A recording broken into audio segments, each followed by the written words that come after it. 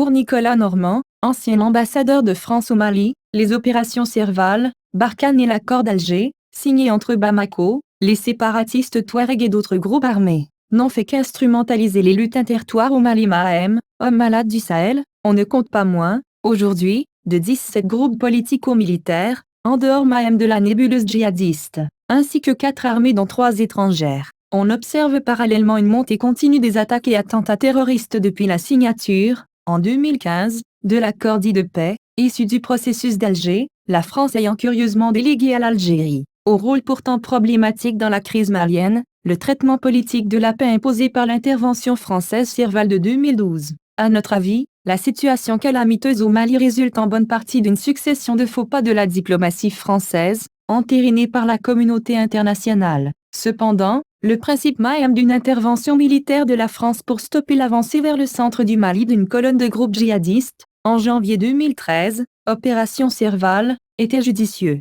Inversement, la décision française de ne pas intervenir en Centrafrique, lorsqu'une colonne de rebelles, la Séléka, descendait vers Bangui, en mars 2013, a entraîné de très graves conséquences, une situation pré-génocidaire, qui aurait pu et dû être évitée. Des modalités problématiques, mais ce sont les modalités de l'intervention de Serval et ses suites politiques qui paraissent problématiques, car une série de difficultés en résultent en effet directement. D'abord, dans le cadre de Serval, on avait cru bon de faire un distinguo entre les différents groupes armés, certains, les bandes narco-sécessionnistes plus ou moins laïques, étant qualifiés de politiques et les autres, trafiquants d'inspiration islamique ou djihadiste, dominants sur le terrain, étant assimilés, à tort ou à raison, à des terroristes. En réalité, il n'y a pas de bon groupe armé dans un État démocratique, et chacun aurait dû être neutralisé ou au moins contraint à un désarmement immédiat. Le monopole de la force légitime doit-il être partagé avec des coupe-jarrets? Et pourtant, on a cru bon de favoriser considérablement la faction sécessionniste,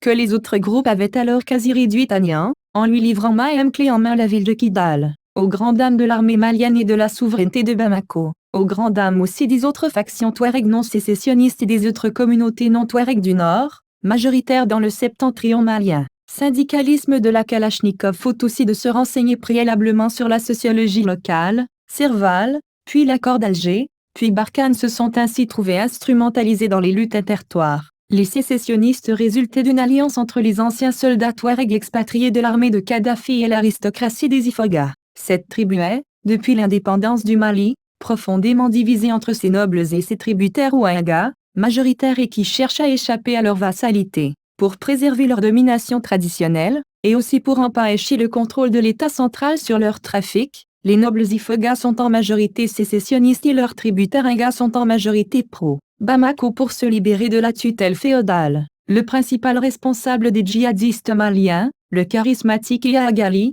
noble et puissant chef Ifogha, est, quant à lui, en rivalité avec l'Amnokal, chef traditionnel des Ifoghas et avec les anciens militaires libyens pour le leadership de la région de Kidal. L'appui français aux Ifoghas sécessionnistes a suscité la création de groupes armés Touareg pro-Bamako et, aujourd'hui, ces deux factions, qui sont chacune signataires de l'accord d'Alger, ne cessent de s'affronter, notamment pour le contrôle de Kidal et sa région, dans une lutte des castes doublée d'une concurrence pour le narcotrafic. Il existe aussi une association pacifique de cadres, élus et dignitaires Touareg anti-sécessionnistes, présidée par le plus haut dignitaire Touareg du Mali, l'Amnokal des Oulimandans, une tribu qui dominait naguère les Ifoghas. En second lieu, le principe même de passer un accord de paix avec des groupes armés, pour la 4e fois au Mali avec des rebelles Touareg, survalorisés, a été lourd de conséquences. Impunité pour ceux qui ont recouru à la violence en déstabilisant toute une région, prime même à la violence grâce aux avantages divers accordés par l'accord d'Alger,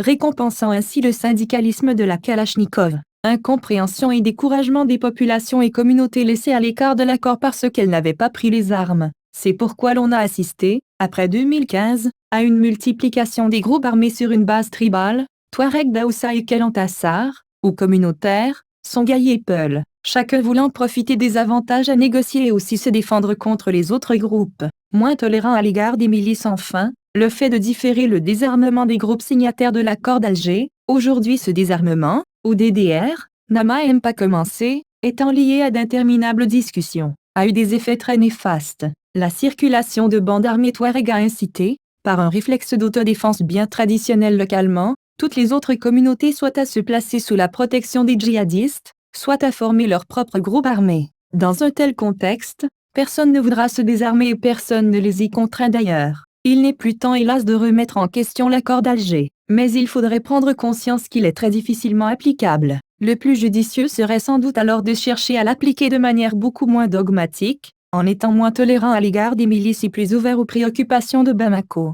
Bien entendu, une tutelle trop pesante et les menaces de sanctions onusiennes ou autres sur les autorités légitimes ne peuvent que s'avérer contre-productives. L'expérience montre aussi que la priorité est, dans les zones fragiles et marginalisées, de remettre une présence de l'État, gendarmerie, justice, sous-préfet, instituteurs motivés, désenclavement, activités économiques. À défaut, l'action militaire, que ce soit celle de Barkhane ou de la force conjointe du G5 Sahel, ne peut avoir qu'un impact éphémère.